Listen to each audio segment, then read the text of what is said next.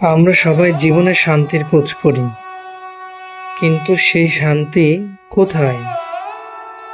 আজ আমরা এমন একজনের গল্প শুনব, যিনি হাজারো ভিড়ের মাঝে নিজেকে একা মনে করতেন, কিন্তু একটি বিশেষ মুহূর্ত তার জীবনের পুরো মোড় ঘুরিয়ে দিয়েছিল।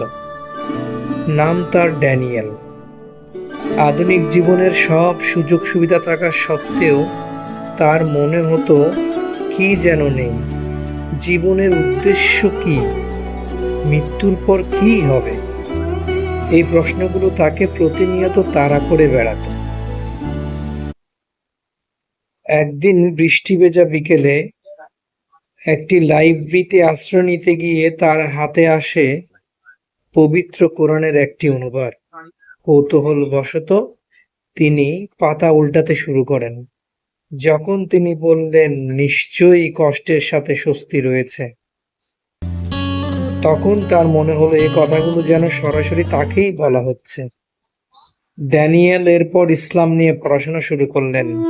তিনি দেখলেন ইসলাম শুধু একটি ধর্ম নয়, বরং এটি একটি পূর্ণাঙ্গ জীবন বিধান। এরপর একদিন মসজিদে গিয়ে তিনি পাঠ করলেন সেই পবিত্র বাক্য, লা ইলাহা ইল্লাল্লাহু মুহাম্মাদুর রাসূলুল্লাহ।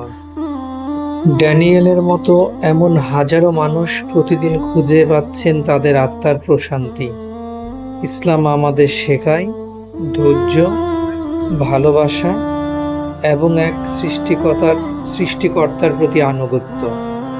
আপনার জীবনেও কি কোনো পরিবর্তনের গল্প বলে? কমেন্ট করে আমাদের জানান। সুপ্রিয় বন্ধুরা, এরকম নিত্য নতুন ইসলামিক ভিডিও পেতে আমাদের সঙ্গে থাকুন, সাথেই থাকুন। আল্লাহ হাফেজ।